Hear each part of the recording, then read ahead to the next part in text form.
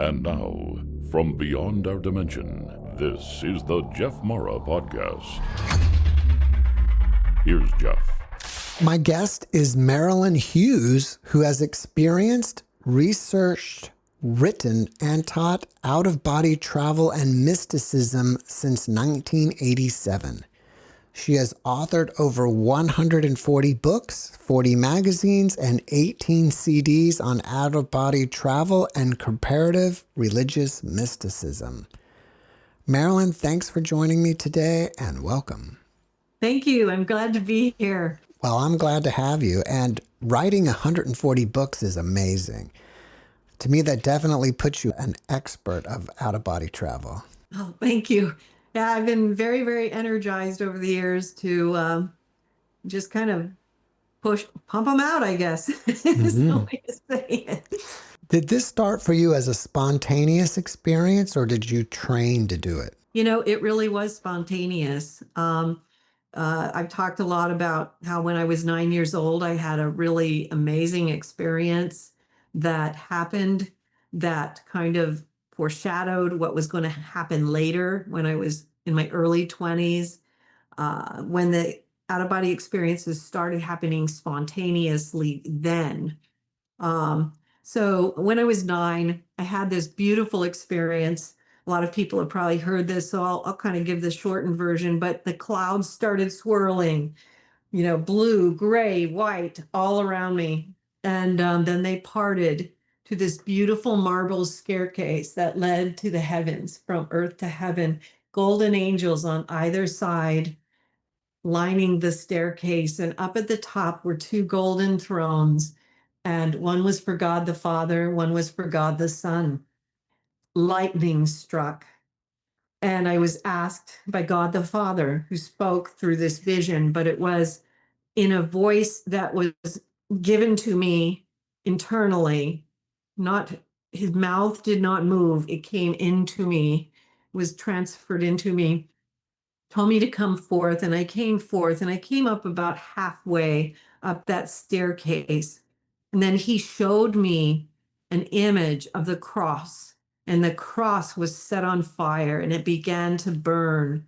And he told me that the cross was on fire and that I had a purpose, and that later in my life, this type of experience that I was having would return to me, and my job would be to put the fire out on the cross. And then it was almost like a vision within a vision, where I entered into this and I was gathering buckets of water and I put out that fire on the cross. And as I came back, there was more that was shown to me. I was shown how it would be difficult, and that I would experience persecution, sometimes adversity, a lot of just people coming up against what I was going to do, which did happen. And you know, you have to remember this all started like 40 years ago. So just remember, things were not as open as they are now when I first began this journey. And then I was back at the staircase, and I had come back down the staircase, and I'm standing at the bottom. And again, the thunderous clouds close up slowly. And I'm just lying there in awe, nine-year-old child. And I just, you know, I think one of the things I remember so profoundly about it, besides the messages that were given to me, was that I knew that God existed. It had been proven to me beyond all measure.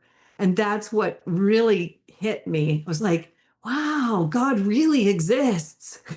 And I know it now, you know what I mean? So anyway, I remember, you know, going to my mother, trying to tell her, and, you know, my family, although we were Mormon and we were practicing Mormons, but it was mostly my dad's thing because my dad came from a long line of Mormons.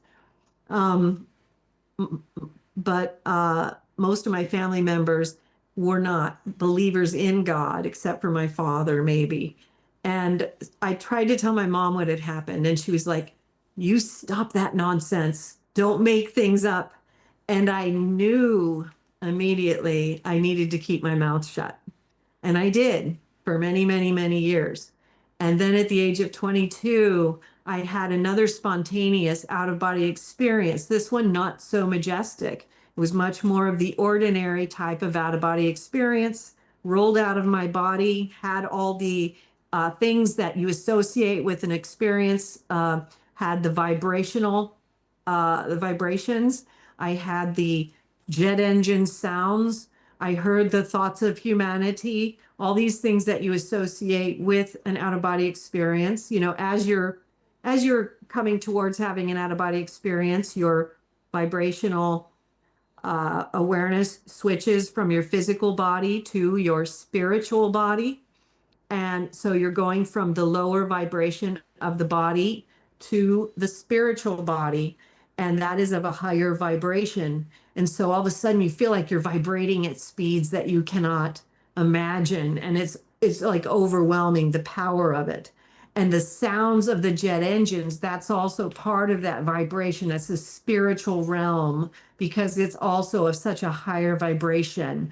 The thoughts that you're hearing, which is basically voices, these are the thoughts of humanity that are emanating all around the astral plane that are coming off of Earth. And so then, you know, I rolled out of my body, floated up to the ceiling, and looked down, saw my body. It looked like just a gray thing. It was, you know, seemed very meaningless. But at that time, I was afraid because I thought I might be dying. I came back to my body, and then I prayed and asked that if this were going to happen again, that it would be made so that I would not be afraid. The next time I was about to have this experience, I went into the vibrational state. I lifted my arm and I saw my light arm come out of my body. And then all of a sudden, I had angels on either side, three golden angels on each side, and they lifted me out. And the whole thing was very peaceful. And that's what began it. So, what began as a simple out of body experience ended up moving towards what would become literally a journey into the entire cosmology of the universe. So, you know, you begin by learning how to move and exist and hear and see in the spiritual worlds and move throughout the astral plane, which is the fourth realm, which overlaps the third dimension. But then you start learning how to travel through corridors, of which there are many different types, which take you into past lifetimes, other realms, higher realms, middle realms, and lower realms, and eventually heavens, hells, and purgatories. And you are taught by a myriad of angels, spiritual teachers, guardians, and a variety of beings that start to unravel the mechanics of existence to your soul and assist you in raising your vibration to higher and higher levels of knowledge. One of the things I tell people, knowledge is not information, it's vibration. Well, let me stop you because I've got several questions already. Awesome. If we go back to the beginning, when you left your body as a 9-year-old, what were Yes. you doing immediately preceding the experience? Were you sleeping? Did you get injured? What happened that caused you to leave your body? I was not injured. I was in bed and I was sleeping. And I don't recall there being anything unusual except that I was an unusually devout child. I was in love with Jesus. I would read the Bible all the time, and I would pray to Jesus all the time. I had a very strong uh, faith in God, despite the fact that I was around a lot of people who didn't. And but I wasn't doing anything unusually that would bring this about. It was very, very just spontaneous. Before people start writing this in the comments, is it possible that you were just dreaming? No, that experience was more conscious than anything I have ever experienced in this physical world. And this is one of the things that, people will often ask, well, this is what I experienced. Was that an out of body experience? If you have an out of body experience, you know it. You don't have to ask. It's so conscious. It's so vivid and so uh so intrinsically alive. You cannot deny it for yourself. You understand that people around you may not be able to understand it or accept it, but for yourself, you do know what happened. It's just one of those things that never leaves you. What is the significance of the burning cross? The significance of the burning cross, as I understood it, and you have to remember, I was 9 years old, so it was just a symbol at that time, and part of that is understanding my age. The symbol was that people were trying to destroy the cross. They were trying to destroy the Christian message. They were trying to destroy what Christ had built in this world. And somewhat part of my mission was that I had to uh, put out that fire and let the cross stand tall. You've kind of already alluded to this, but can you give us a more detailed breakdown of the events that happen as you're leaving your body? Like the jet engines, then vibrations, then hearing voices, etc. Sure. So what often happens is, people will go into a deep level of consciousness, and what often is the first, well, there'll be different signs and things that people might have. They might start seeing colors. They might start feeling feeling things like that you're coming towards this, but the vibrational state is the key. People will experience this vibration that is so powerful. Um, Oftentimes, when people experience the first time, they will be so overwhelmed by it that they immediately, pull themselves out, because it is really, really powerful. You cannot describe it. When you experience it, it's overwhelmingly powerful. Your whole body goes into this vibration. It's almost like your body becomes an engine, and that's not even sufficient to really describe it. Um, but that vibration is your spiritual body. When you say vibration, are, are you experiencing it as shaking? Sort of. I mean, that word is useful, but it's like shaking is sort of useful. It is a vibration that is so far beyond anything you can comprehend in this world. It is a rhythmic, pulsating vibration that is more powerful than anything you can experience in your body. It's different than anything that we do experience in our body. And it is that vibration of the soul. The way that our physical bodies vibrate is so much lower than the soul, that it literally really throws us, because it's so powerfully catastrophically different. You know what I mean? The jet engine, it's the same thing, and the jet engine is also a not a perfect example, really, because it's like you're lying underneath a jet engine on a tarmac. You know what I mean? Except that that's not even really close, but it's the closest thing I can come up with. you are hearing this vibration of the spiritual world. And this vibration is similar to, but not exactly like that. You see what I'm saying? You start hearing all these people talking. And when you first hear it, you're like, where's that coming from? You know? And eventually you learn that it is that you have now entered into that spiritual vibration where now you can hear the thoughts of humanity, which are reverberating through the astral, also known as the fourth realm. And those thoughts can be heard in the fourth realm.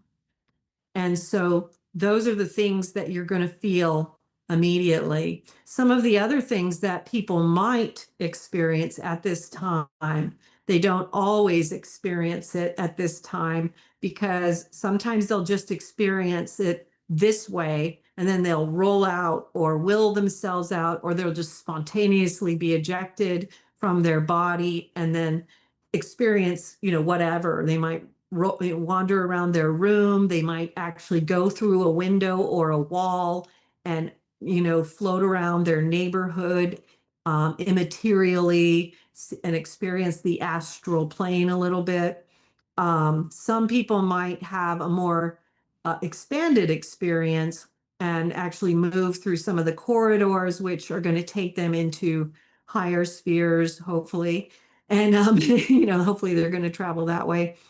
But there are also people who may have these other things that are more often associated with the near-death experiences, which can happen with the out-of-body experiences, but they don't always happen with every out-of-body experience, which is the unconditional love of God will descend into your soul and you will experience literally what the emanation of love actually is. This is one of the most important things that we can experience, because people have this understanding of God.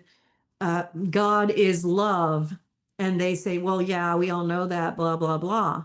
But they don't understand what that means until this has happened, where the emanation of actual love as vibration comes into them. And this unconditional merciful love of God, which is so far beyond any type of human experience, enters into them. And then they understand that love is a substance, it is an emanation, it is something greater than what we understand it to be.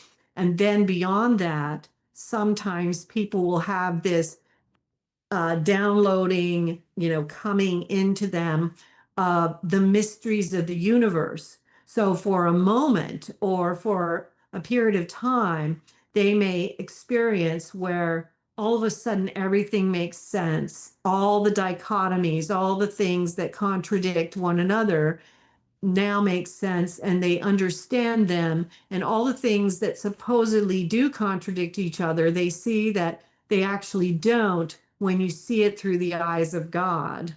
And so this mysteries of God's wisdom kind of descends into the soul. And so those two things also can happen at the beginning of an out-of-body experience, but they don't always happen at the, in every out-of-body experience. And so those are also part of that experience. Are there any dangers to leaving your body, like not being able to get back in, or another entity coming along and stealing your body? A lot of people have concerns about these things, and I'll take those three things right in order. So one of the main things that's real important for people to understand about the first thing, which is thinking that they won't be able to come back. One of the things I've been shown over the last 40 years is that almost all souls, when we go to sleep at night, this is part of the mechanics of existence. There is a process going on. Most people are actually experiencing levels of out-of-body travel, in their sleep, but they're not conscious of it. It's either subconscious or unconscious. And the angels have taken me many times to walk through and watch what they do and how they make these corrections in the subconscious minds of souls, because they have this inherent knowledge that God gives them of what every individual soul needs to help them to overcome whatever blocks or things are in their way, and help them to make the next step. And it's a very, very unbelievably beautiful thing to watch. And then they will just move through from house to house and work on soul to soul. And I've seen how this works and how the angels and God himself will move through the infinities, and that every human soul is not, and no one is forgotten. And this is part of the mechanics of existence. And so when people start to understand that this is actually already happening, it's just that you have forgotten, then you understand that that danger does not exist. It's just a matter of becoming consciously aware of something that is already happening. And the benefit of doing that is that when you become consciously aware of it, you become able to bring conscious awareness of eternal truths that are being taught to you into your conscious space much quicker. And you have this ability then to make these energetic shifts on a conscious level, and it greatly accelerates your spiritual purification on earth. Now, the second thing was, can you help me out with the second thing? The second thing was, One, can you get stuck? And then I asked, can someone steal your body while you're out? okay, so stealing your body while you're out. It's kind of the same thing, where because this is a natural mechanism, that's really um, not the case if you're practicing this uh, in this way. Now, people who are doing things where they're messing around with black magic or the dark arts or doing things like that, they are inviting things like that. So there are dangers for things like that. In terms of the real dangers that exist, um, I'm going to try to weave this a little. We are living in a cosmology of good and evil. We do have principalities and powers of good and evil. And in your out of body travels, you will experience, excuse me, heaven, hell, and purgatory. And you will experience angels and demons and all kinds of beings. You'll experience the old ones of the Native American traditions. You'll experience shamans, medicine women. You'll experience the creative beings who energize all of creation, but you'll also experience like a myriad of beings who are here to cause destruction and chaos. And part of what you do need to learn is how to protect yourself in those situations. And there are ways to do that. Um, but let me point out the danger of not being aware of those spiritual warfares, which is the other side of it, which is not being conscious. One of the things that happens when we choose not to be conscious of the spiritual warfares that are going on all around us is that we can become controlled or obsessed by forces that we're unaware of. And we are behaving or acting or thinking from sources that are unknown to us consciously, but may not be coming from God, but may be coming from a destructive force. And we may fully believe that it is good. And so part of the whole process of being open, because the process of out-of-body travel, and out-of-body travel is a tool. It's not, that's what it is. It's a tool. Using out-of-body travel as this spiritual tool, the purpose then is to enter into a path of purification. And this path of purification is important because we are in a mortal realm where these battles between good and evil do rage, and they rage inside each and every one of us and all around us. And we have to realize that this purification has to begin within. And so if we do not engage in any kind of purification processes in our souls, we can find ourselves not only, doing this circular process of reincarnation, where we continue to come back and forth doing the same things, but we can also find, going back to the fire on the cross, we can find that we might actually be doing things that serve forces that actually are against God. And we might think that we are not against God, but we don't really know that or see it because we are not engaging in the proper discernment of our wills and of the actual elements that are around us and controlling us, because we are not doing the things that actually untether us. All right, let me stop you again so I can catch up with some more questions. Sure. Are you saying that if we are able to purify ourselves, we won't have to reincarnate anymore and we can go on to other realms? To higher realms, to the next step.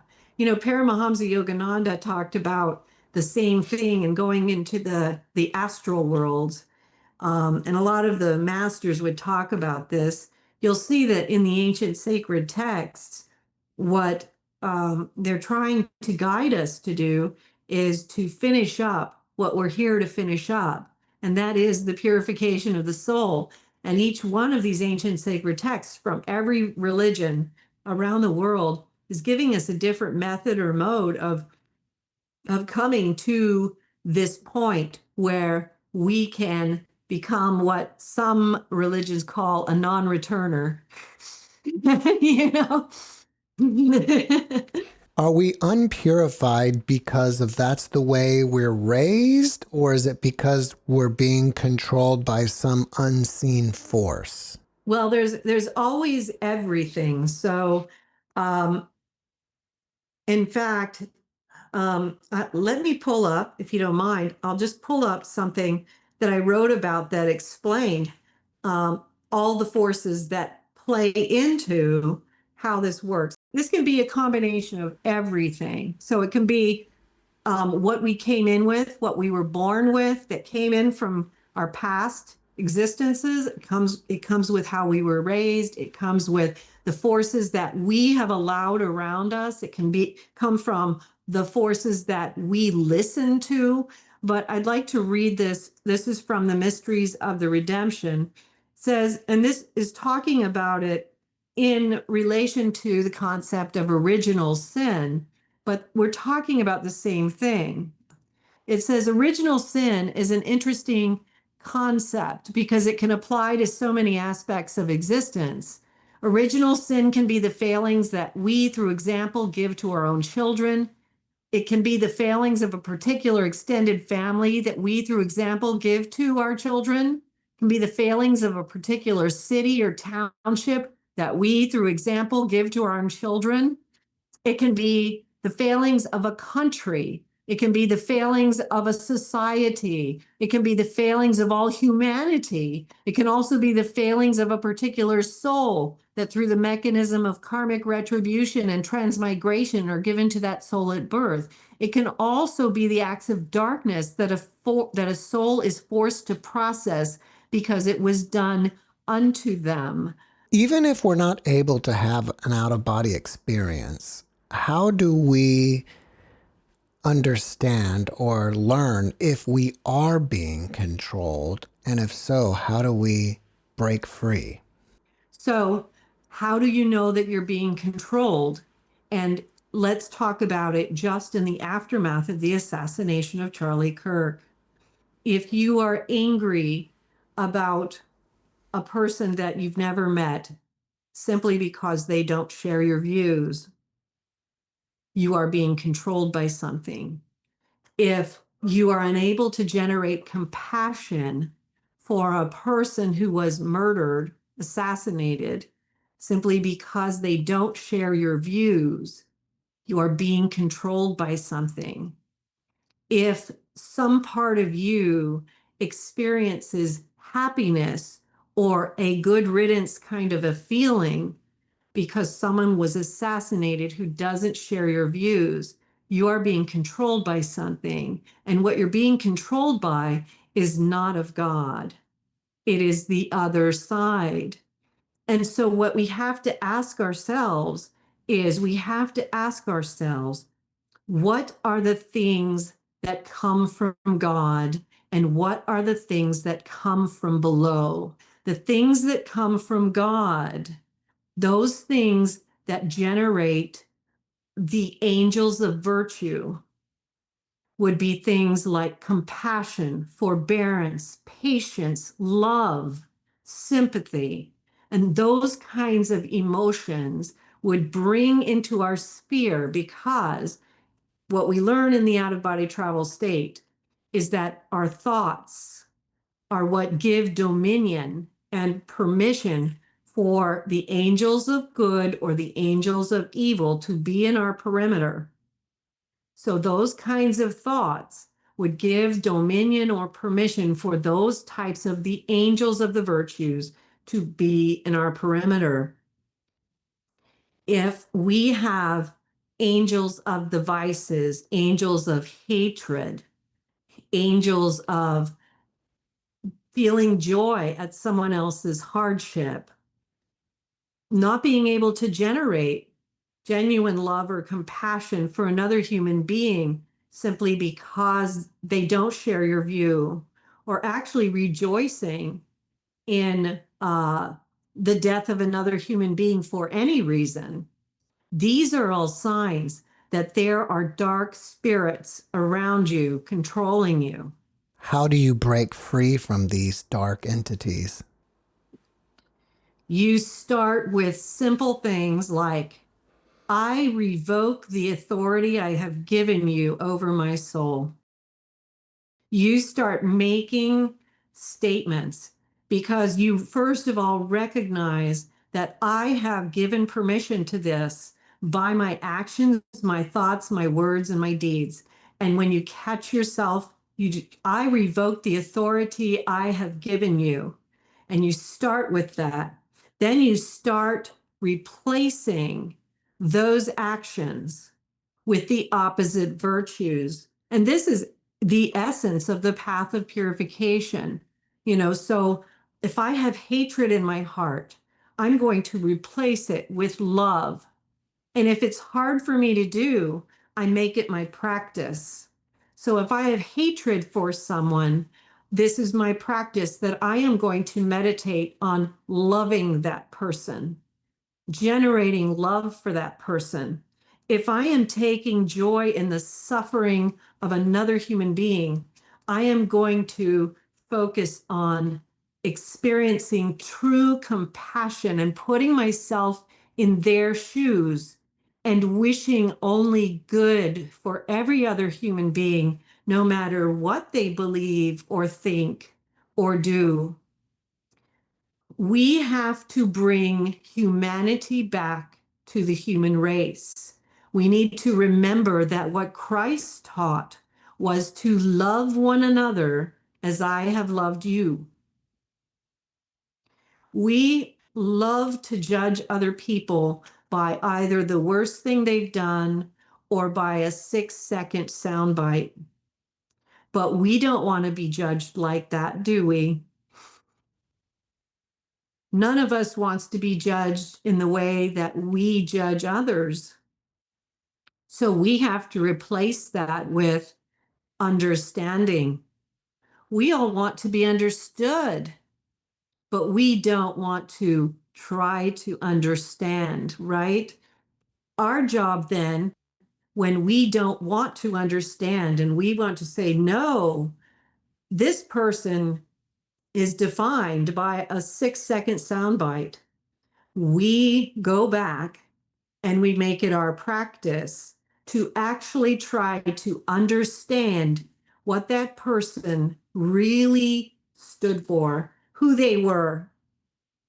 And it's okay if they stood for a lot of different things, and maybe once in a while they misspoke. Because you know what? Every one of us has misspoken.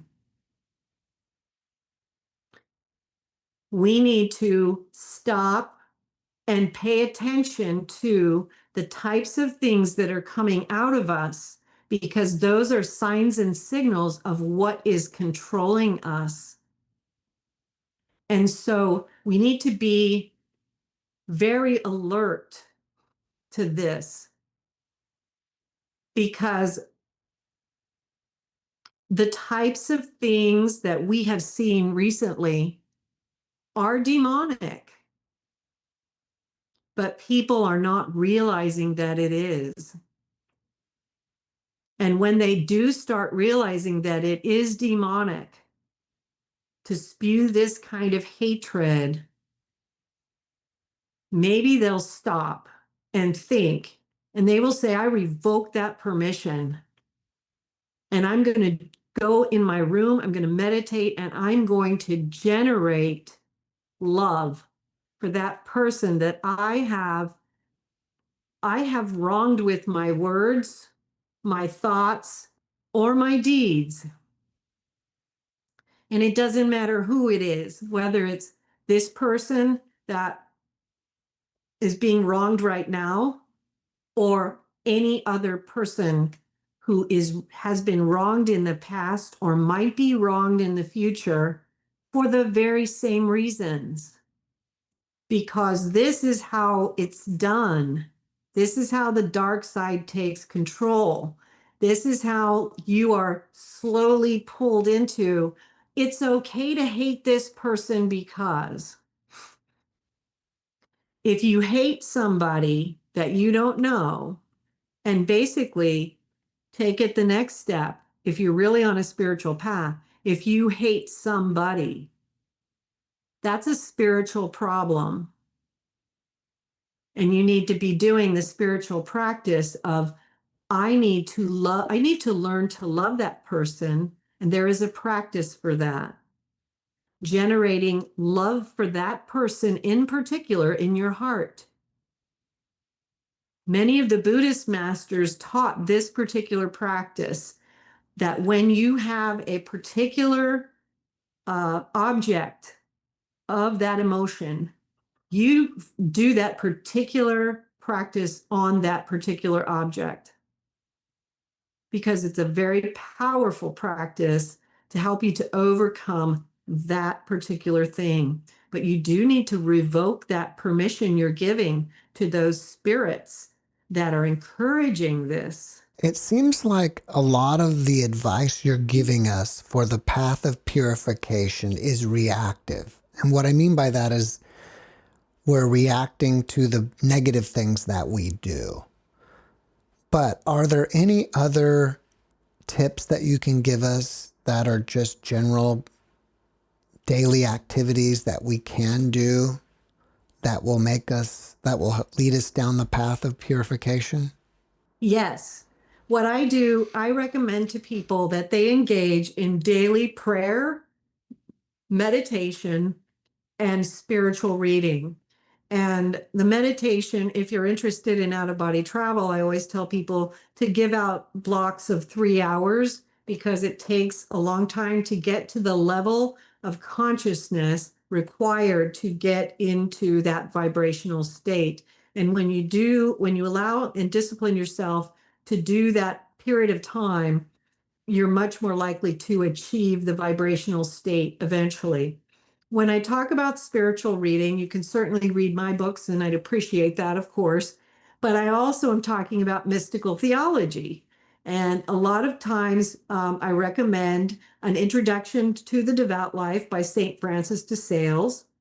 And I recommend a book called The Spiritual Life by Father Adolphe Tanqueray. Now, a lot of people have difficulty with these books because it's written, it's written in what I call like mystical language. So if you have trouble with those books right off the bat, don't worry about it. Start with like The Mysteries of the Redemption, one of my books, A Treatise on Out-of-Body Travel and Mysticism. You can always send me an email and I will come up with other alternatives that can help you to work your way up to.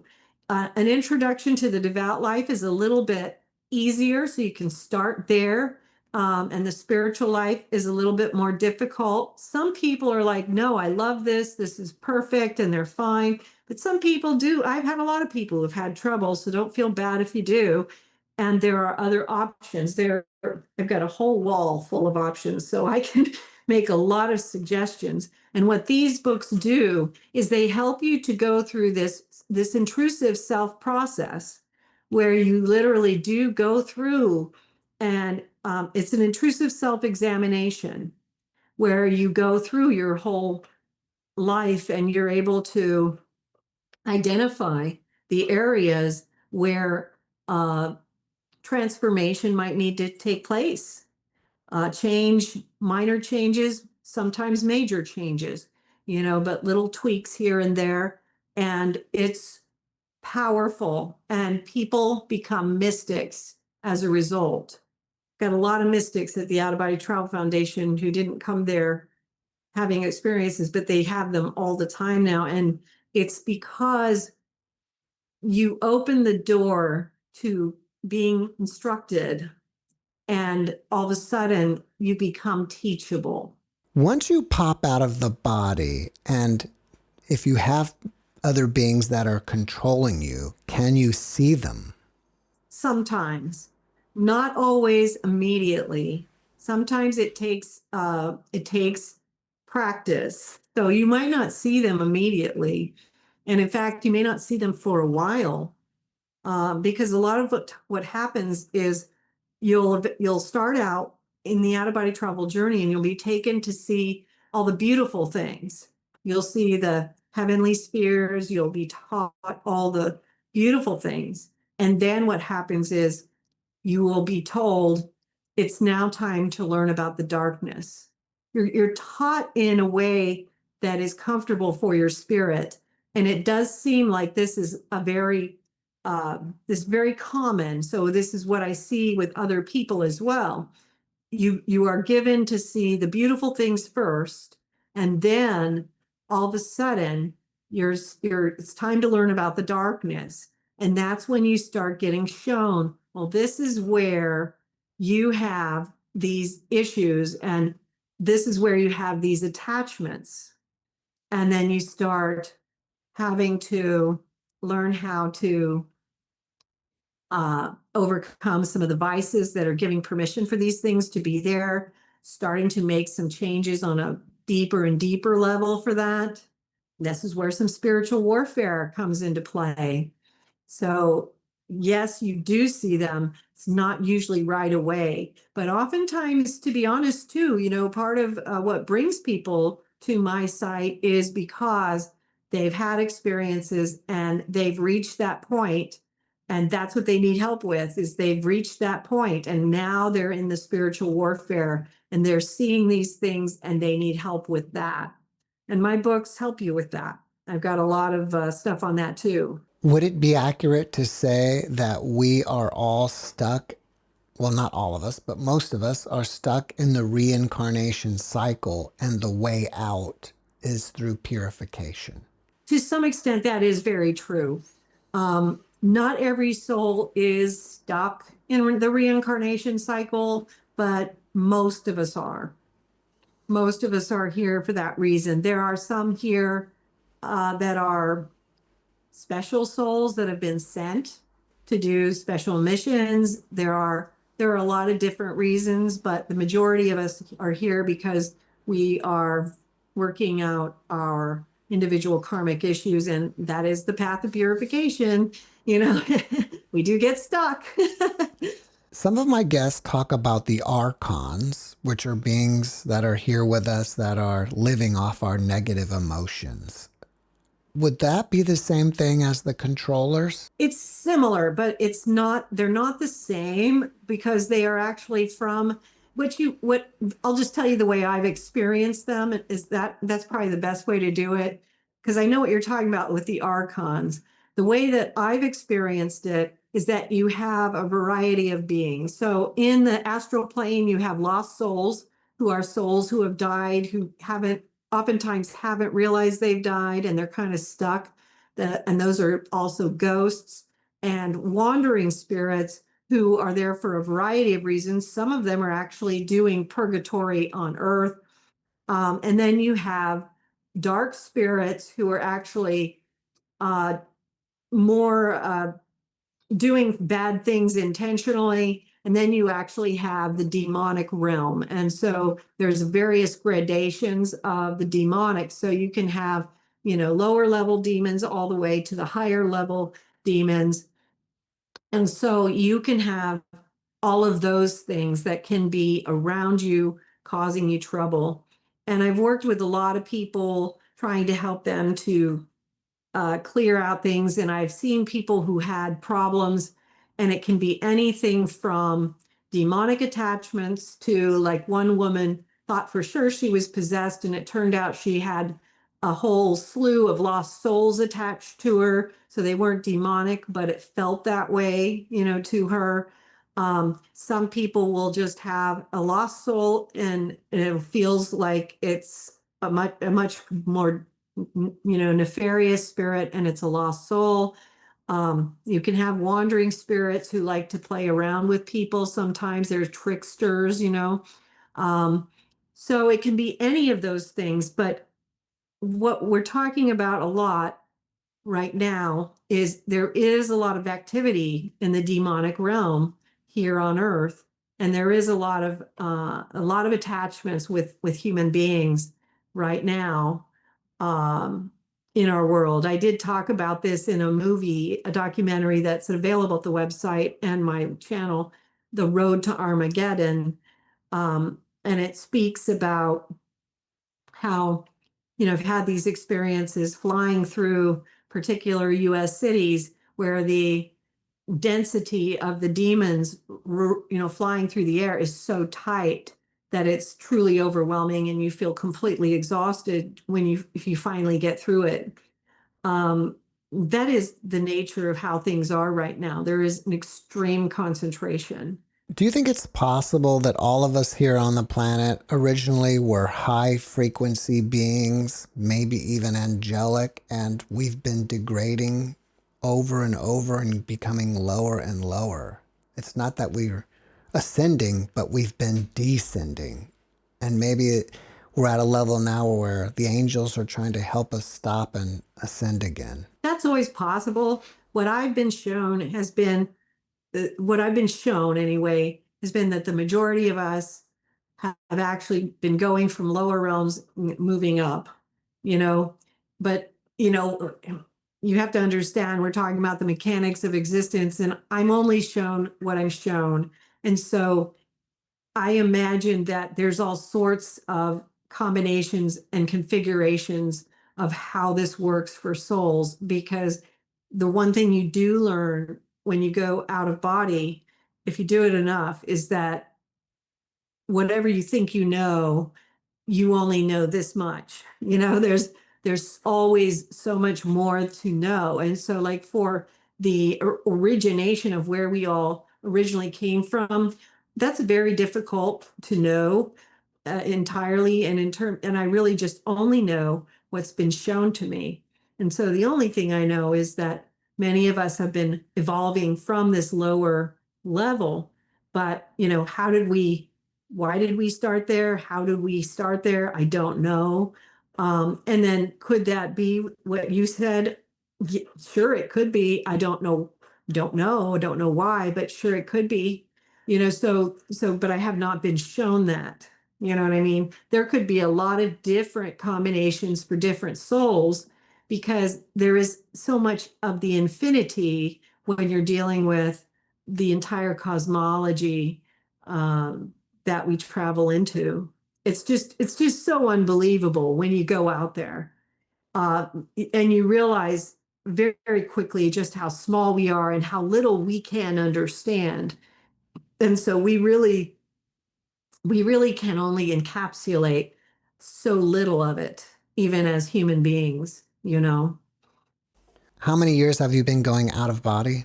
It's been since I was 22, so that would be 39 years. All right. Over the 39 years, have you seen changes in the astral worlds? And if so, where do you think humanity is going with all the changes that you've seen? Well, you know, it's interesting that you say that. The things that I've seen, I started seeing very early on. I had prophetic experiences from the late 80s and early 90s of things that I was shown that would happen, and I was given specific dates in the 2020s. So 2027, 2031, was given specific dates, and I was shown things that were going to happen that are happening now that at the time in the early 1990s, I was like, that's crazy. That'll never happen. Can you share what's coming? What I was shown in the early 1990s was that the years 2027 to 2031 would be pivotal for determining what the outcome of our world would be. And would we end up either in a massive destruction, either through a world war, an asteroid hit, or some massive natural destruction? And I experienced a lot of different things that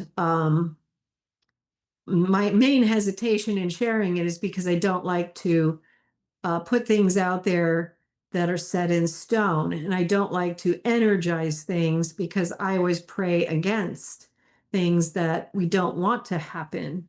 You know, these are not set in stone. Anything that you're shown can change. This is a whole thing that I could talk about in relation to the management realms and alteration of reality. But I was shown things like Islamic warriors fighting on our soil in the United States. And in the early 1990s, that was unheard of and crazy. Um, I was shown um, people um, fending for themselves, living in caves, and there was a huge destruction. One of them was an asteroid. One possibility seemed, and it was like it wasn't clear what the destruction was because it could have been that all these things happened or that one of these things happened. It was not clear. One was an asteroid, one was nuclear war, and one was a natural disaster of unclear proportion. But they all resulted in the same thing, and people were living in caves, wandering around.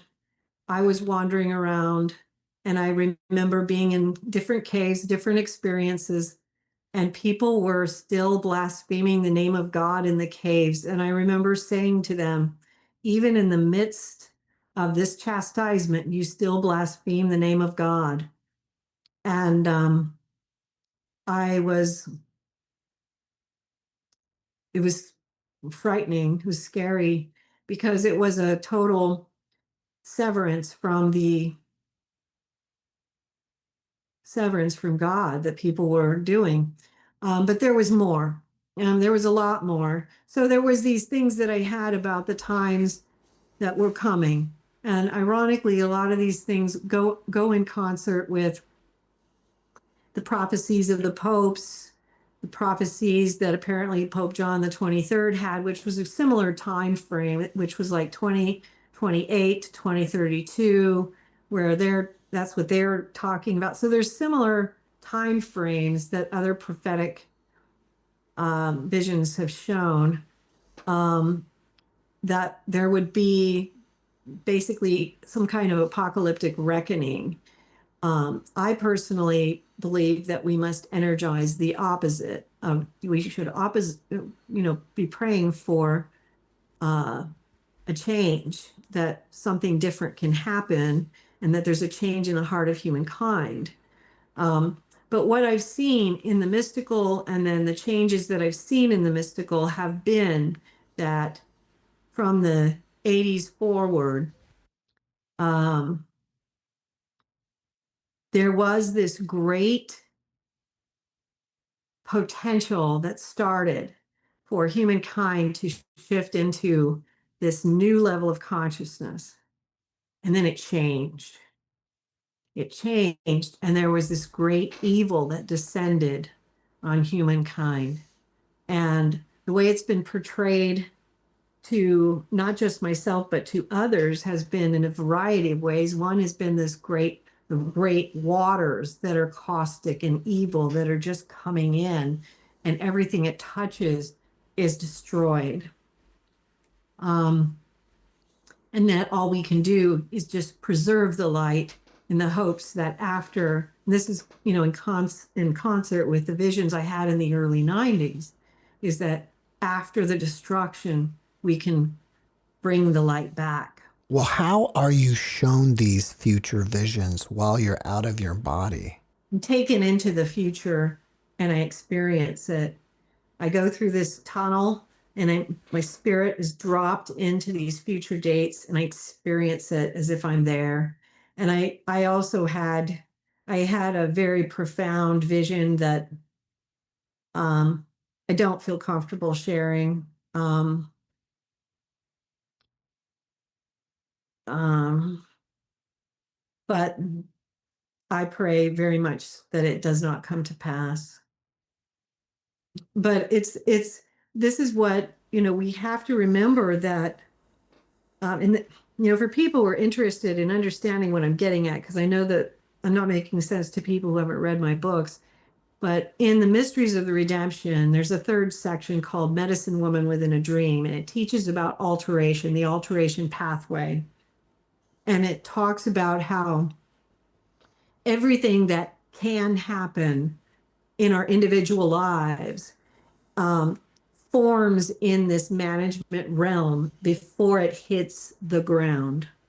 And so that forms there because of our thoughts, our actions, our deeds. And so everything that can happen starts there. And so something can, and this is where, psychics often touch into when they're talking about, oh, this is going to happen. They're touching into the management realm. But what can happen is someone changes something, and that event can be altered. It can also be altered by alterers that are called in by the spirit world, angels and stuff too, who are, and this is what I was taught how to alter. And there are people who are called in to do this, where we go into the management realm and we change the outcome to a better outcome for a soul. This applies also on world events. So when you are shown something of such a massive quantity like this, you don't want to focus on that negative outcome. You want to be focusing on altering it to a better reality, because it is possible to change it to something good. And that's what we want to do. It goes all the way back to when I was 9 years old, when you're taking the bucket of water and pouring out the fire on the cross. We can do that. And every one of us individually can pour out the water on that fire and turn off that ignorance that's making the lack of awareness that's burning the cross. The cross needs to stand tall. And that cross is that teaching that Christ left for us. There is something I'd like to say about what does that mean? Because people are like, I'm not a Christian. I don't care about that. Well, what does that mean, right?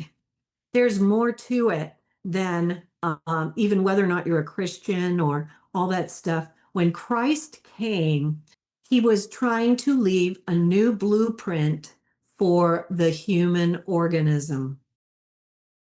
Before Christ came, there were all these realities, mystical realities, cosmic realities. All of these things were not possible before Christ came. He left an energetic footprint that changed what was possible for humankind.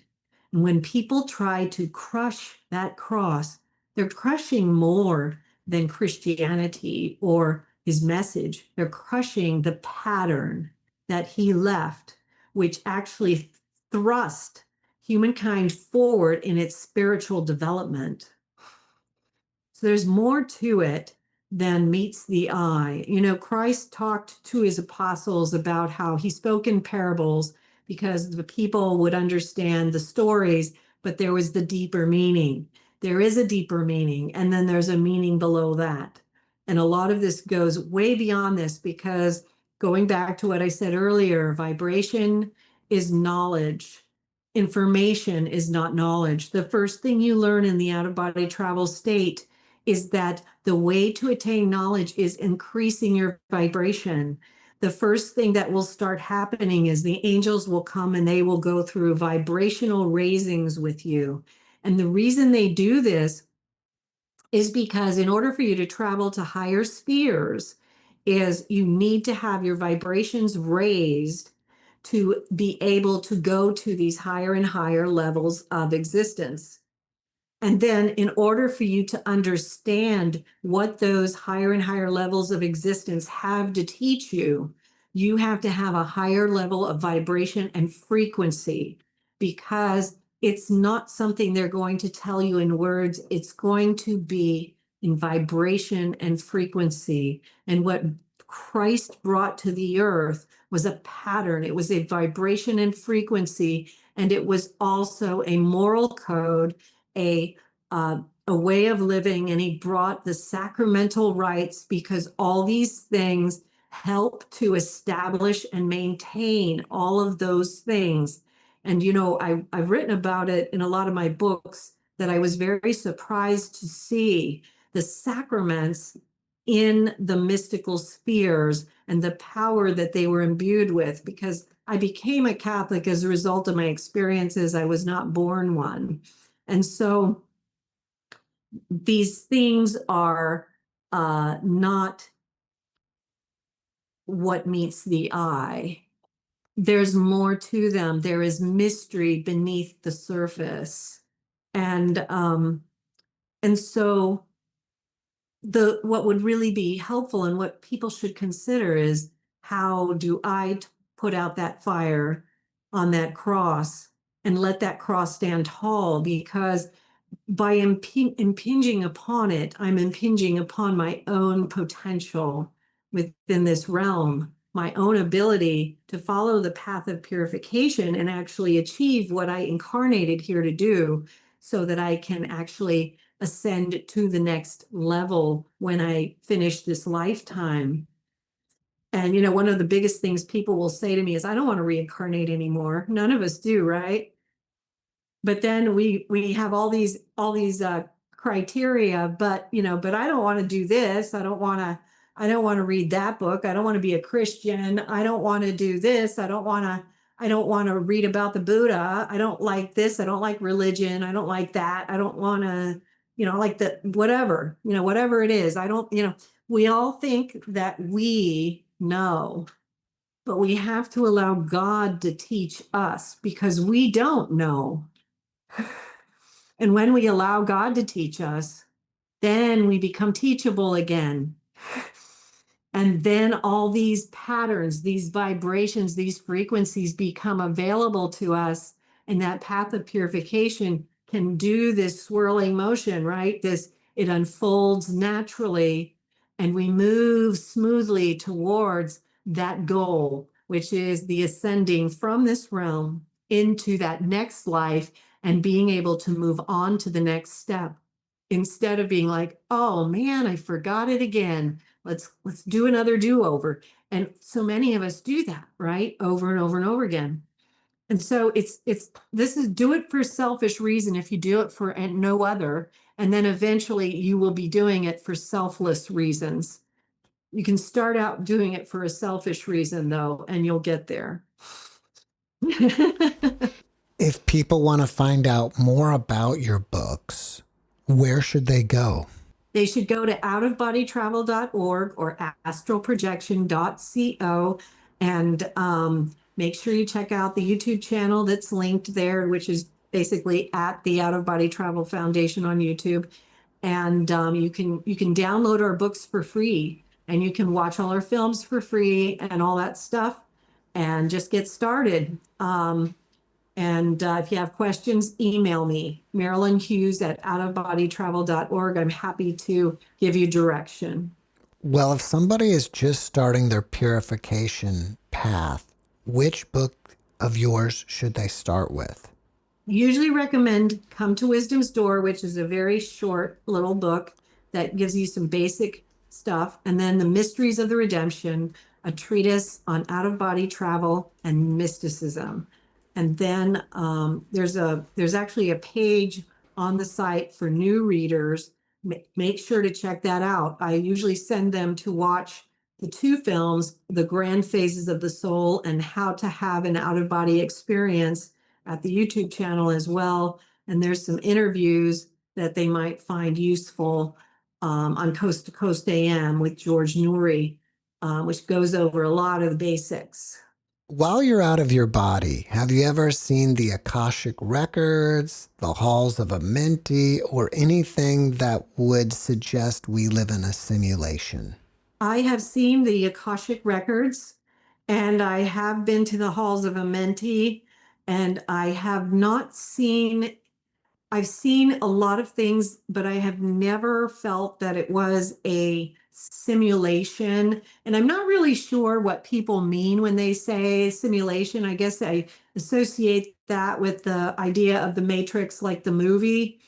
I do feel that from my experiences that what we live here on earth is very much an illusion. There is an illusion about it, but it's not a simulation. We live a real life here. You know, even quantum physics has a lot to say about that, but it's an illusion in relation to the other side of that life, which is that whole spiritual cosmology is forgotten by most human souls. And so we live in this small, tiny identity, and we are not, you know, we don't have the whole picture. So that's where we have this illusion of this personality when our soul is quite a bit more, quite a bit more. And, you know, you'll learn about more of that in the books. You know, all the personalities we've ever been, all our past lifetimes, our higher self, which is the part of our soul that is closest to God, and the part of our soul that actually, you know, assimilates all the knowledge that we've achieved in all these lifetimes. And making this symbol with my arms of a triangle, because that's how it is. You know, the highest self, which is closest to God, is at the top point of the pyramid. And these personalities are what I call multiplicities, because these are the parts of us that are separated from God, and they're all these individual little particles, but they all are the illusory multiplicities that live as though they're separate beings, but they are actually part of this grand whole. They're all part of one another, and they're all part. And so it's that highest self. I, you know, met my higher self many, many times in my experiences. Her name is Odyssey. And I went through in the initiations into the mysteries through the process of the reintegration of the knowledge of all those lifetimes into my body, so that you become where you can access these previous lifetimes, and the knowledge and the memories become one. And it's an amazing, beautiful experience. I guess you're saying that we live under an illusion that this physical realm is all there is. But Right. there is all these heavenly realms and astral realms out there too. Yes. And, we live in a multidimensional universe, and that there is much, much more. So if you're not coming back here next time, where are you going? If you're not coming back and you're done, Yeah, where are you personally going next time? where am I personally going? I don't know.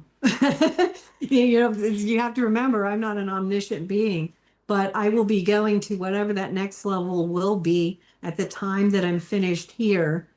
And that will be the case with all of us. It will be determined by whatever that my level of development is at the time of my death, and what my particular soul needs to do next, and what are my tasks, so to speak.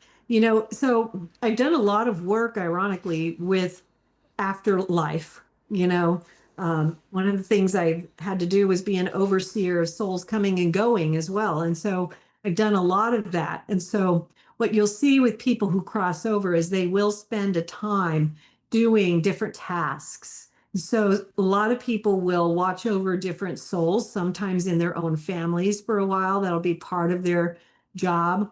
I've seen people who were given jobs like in the medical wards of helping people who are crossing over, who need time. Like, for instance, people who are suffering from dementia go through a special purification after death where they go through this medical ward to help them to kind of come back to full consciousness. There are other places of purification, and people will be doing jobs there where they're helping people with what I called the TV screens. They would have 3 screens on each side, and they're literally processing through all the memories of their life. And they're undergoing like this. It's a life review, but it's also processing through what happened. And it's literally like a computer program somewhat, where they're understanding it, understanding what they did right, what they did wrong, and figuring out what they would have done differently, all these different types of things. People are going to camps or places where they are going to go for rest, and people are volunteers in places like that. There are university type places where people study. Um, there are a lot of things that people do in the afterlife, in between lifetimes or whatever. And then there are also other places, so higher spheres, like in the galactic heavens, the masters have this beautiful uh, center that floats in the galactic heavens, and it's very hard to get in there. You have to get an invitation, and they really put you through it to come in for even just a few minutes to ask them 1 or 2 questions. And it's like, you're like really, really, really on edge, because um, it's a big deal to go see them, and then you don't get to stay long. Um, there are cities of light. There are crystal cities. There are forests that are made of crystal. There's the city of the New Jerusalem. There's the Palace of Ancient Knowledge, which is where all the texts from the beginning of time are kept. And it's 6 floors. I have no idea how they pulled that off, but they do have all the texts from the beginning of time. So they have the books and the scrolls, and they have people that are called to work in this Palace of Ancient Knowledge and tend to it. They have sacred keys that they have, so that they have to be a key holder to work in there. And they not only have the all the texts that are sacred to our world, but they have the galactic ancient sacred texts. So they have texts from other worlds. And I'm still waiting for, to be given permission to look at those. I've been able to look at them, like the covers, but not to read them. And I'm still waiting for permission on that one. So I mean, there's so much. There's so much. I could go on and on and on and on. Well, Marilynn, before we finish up, can you leave us with a last positive message? I can. Um, the most important thing that I think everybody needs to understand is that God is love. And this understanding of what that means is so beyond everyone's real comprehension. The mercy of God is beyond all human comprehension. And wherever you are in the human spectrum of life, God is waiting to embrace you, to teach you, to assist you, to welcome you back, to welcome you home. There is nothing that makes you not qualified to receive God's love and his mercy. All you have to do is ask. And so this path is for all. It's for all of us. It's not a gift for just the few. It's something that is available to every one of us, no matter where you are, no matter what you think you've done or what you have done. God's mercy is unfathomable. And his desire to literally pour it out over all mankind is so great that you cannot even put it into words. So wherever you may be, don't be afraid to approach the holy altar of God, whether it is in prayer, in the quiet meditations that you do, or even just in a thought. This process can begin with a single thought of love. It can be a single movement, a single desire to know God better. It doesn't have to be some great big thing. If you want to know the truth and you're willing to let God lead you there, just ask. The door will open. In one way or another, the door will open. Marilynn, thank you for your message, and thank you for being my guest. Thank you very much, Jeff. It's been a pleasure. The pleasure was all mine. Thanks for watching the JeffMara podcast. I really appreciate you. Another way to show support is through YouTube memberships. And if you do, there are loyalty badges and other perks depending on your level of membership. All you need to do is click the join button underneath the video to find out more. Thank you for your support.